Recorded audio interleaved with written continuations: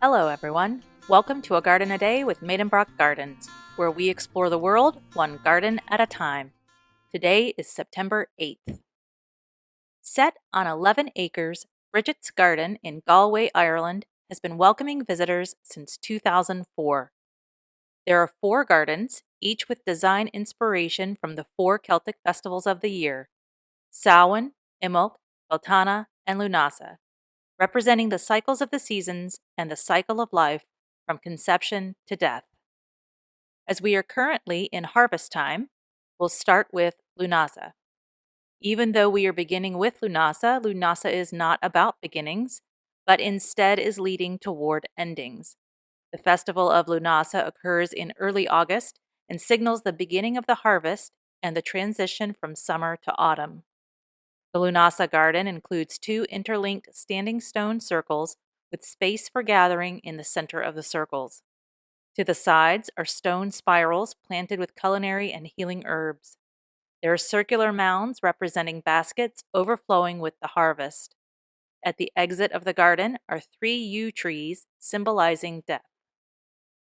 The next festival and garden is Samhain, or the Winter Garden, or what many of us know as Halloween. For some, this marks the end, as it symbolizes death. But on the Celtic calendar, Samhain marks the beginning or the promise of rebirth. It is a time of quiet reflection, and the Winter Garden was designed to that purpose. There is a pool with a long bank symbolizing a woman at rest. In summer, the woman wears a dress of wildflowers, but in winter, she sleeps. Next, we move into spring. The Festival of Imbolc is celebrated on February 1st, or St. Brigid's Day. Right around this time, snowdrop flowers appear, and the earth is reborn. Everything awakens, and growth begins again. The spring garden is awash with wildflowers and an orchard, and leads to the children's play area with basketwork swings and areas to climb, slide, and explore.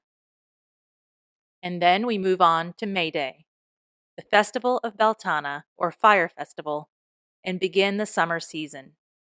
This is a traditional season for weddings and all things sun and flames. The summer garden includes an oak bogwood throne behind a ceremonial fireplace where visitors can be king or queen. There is a roundhouse in the center of the gardens with windows that look out on each of the 4 festival gardens. The roundhouse is a place for art classes, meditation exercises, or simply a place of quiet solitude. There is a sustainability zone with demonstrations of how wind, solar, and biomass energy work. There's also a trail that meanders through the woods and meadows called the Sun Trail. Visitors following the trail will learn about ecology, history, and Celtic mythology.